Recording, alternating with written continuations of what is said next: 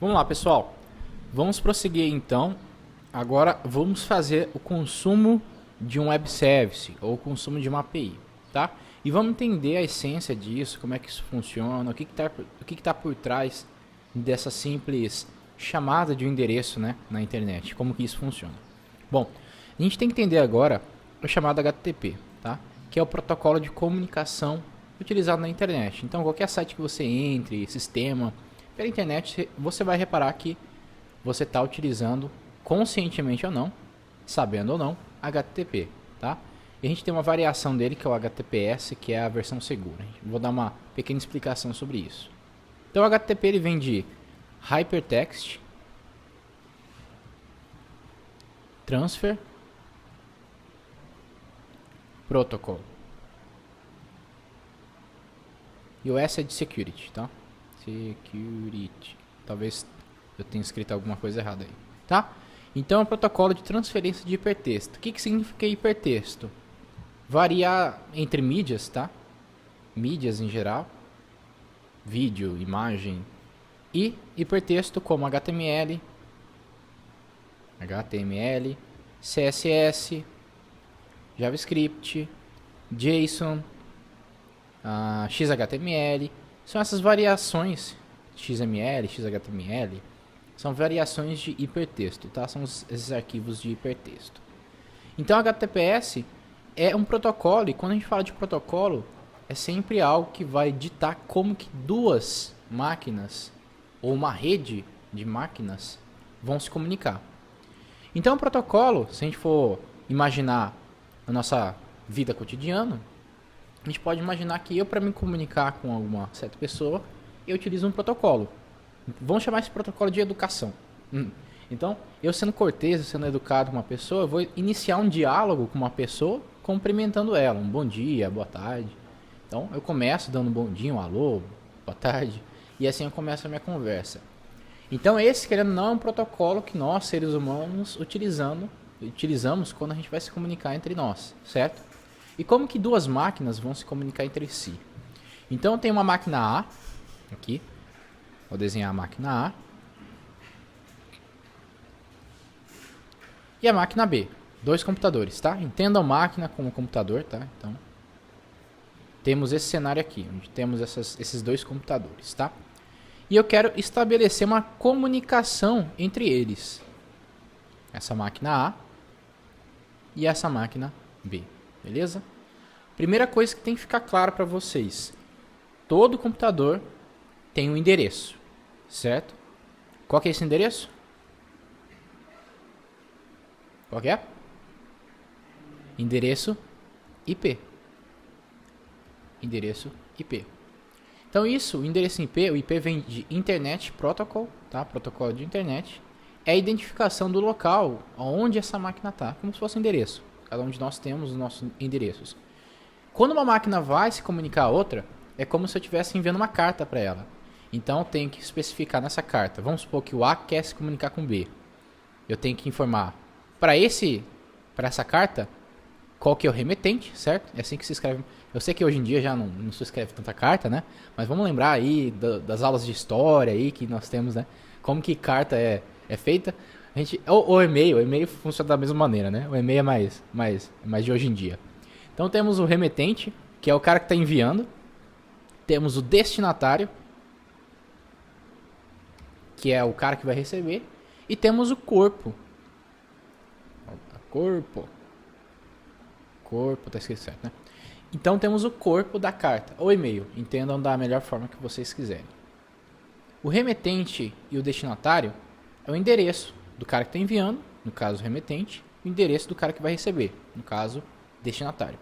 Como nós estamos falando de máquinas, endereços desses caras são endereços IPs. Então vamos supor que o remetente tem um endereço IP 192.168.225.225. E o destinatário é 242.231. Estou chutando valores, tá? 23.2, tá? Estou chutando valores. Então, o endereço IP é uma série de números, beleza? É uma série de números. Cada um vai ter o seu. E esse número pode variar se você mudar de rede, tá? Você muda de rede, não necessariamente endereço físico. Você mudou de Wi-Fi, por exemplo, provavelmente seu IP vai mudar. E o corpo é a mensagem. Vou dizer olá. Estou enviando um olá para esse cara. Então, essa é a comunicação que eu estou fazendo. Estou estabelecendo estou enviando essa carta, estou enviando esse e-mail. Só que aqui no caso, os caras que estão interagindo, esses atores aqui são máquinas, tá? Isso aqui é um exemplo de requisição HTTP. Isso aqui, ó, a carta, o e-mail que a gente envia, nós chamamos aqui de requisição. Beleza? Requisição HTTP.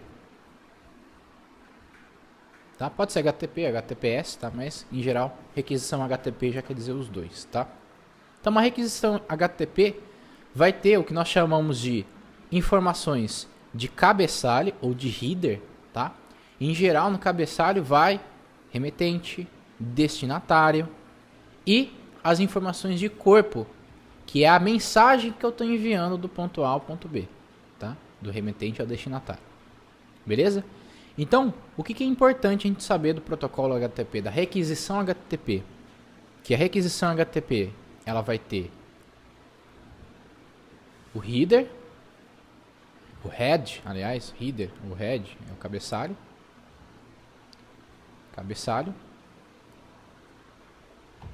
e o corpo,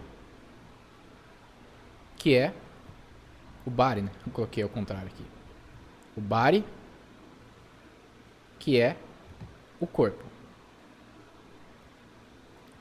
Então, em geral, o que a gente fala? O cabeçalho, ele vai ter metadados.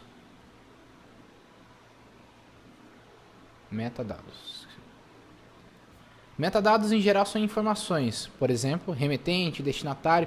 Uma coisa interessante, em requisição, quando você faz uma requisição HTTP, ou seja, eu estou comunicando do ponto A ao ponto B, ele vai passar o seu IP, vai passar, por exemplo, se você estiver no browser, ele vai passar qual que é o browser que você está utilizando.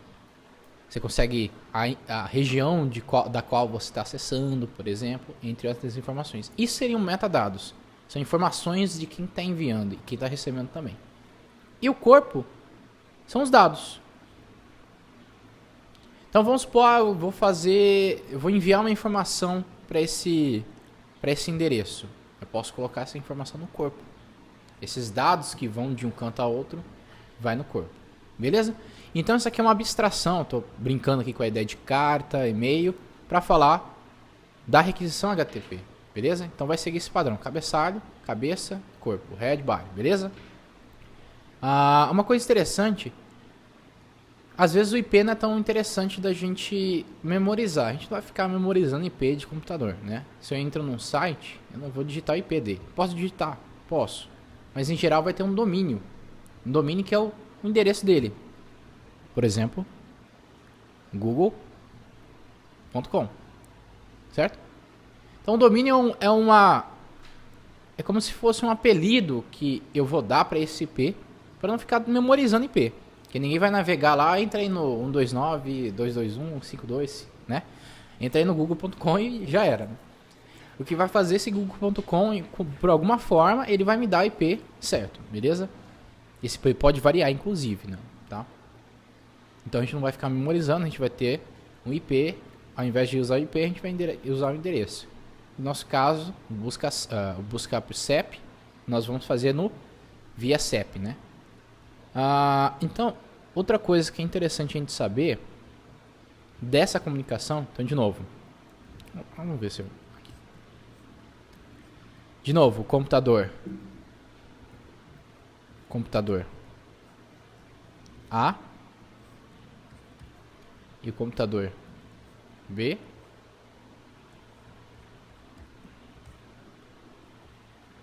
Eles vão se comunicar assim, ó. Ele vai enviar uma requisição e o computador B tem a obrigação de dar uma resposta. Assim como eu te dou no nosso protocolo humano, eu te dou um bom dia, você, pela educação, deveria me dar um bom dia também, né? Uma resposta. Então, bom dia, tudo bem? Como é que vai? Então é assim que funciona também o protocolo HTTP, que é regido por requisições e resposta. É assim. Manda uma coisa, recebe alguma coisa. Manda uma coisa, recebe alguma coisa. O que a gente vai fazer agora?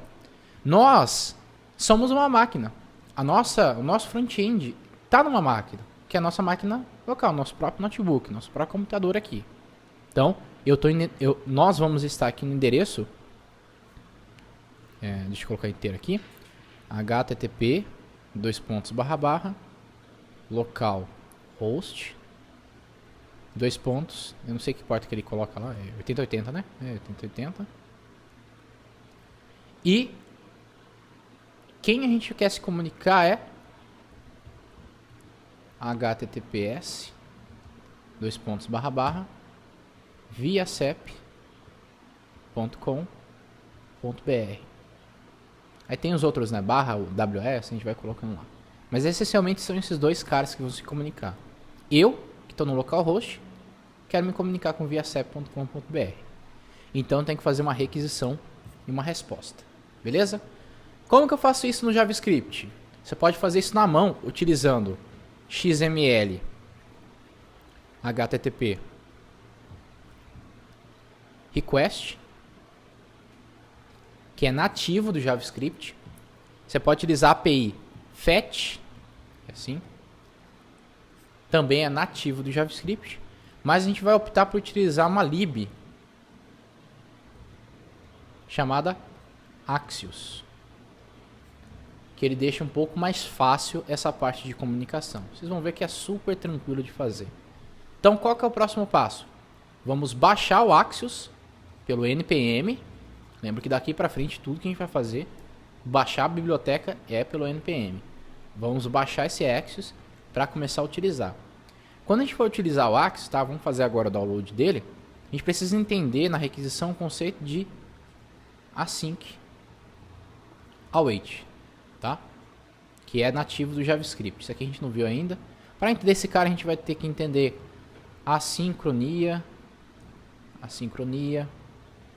e também a estrutura try catch. Então vamos ter esses entendimentos aqui para poder chegar no async await também, beleza? Então vamos agora baixar a libaxios via npm, para depois a gente ir para esses conceitos aqui de programação de código em si, beleza?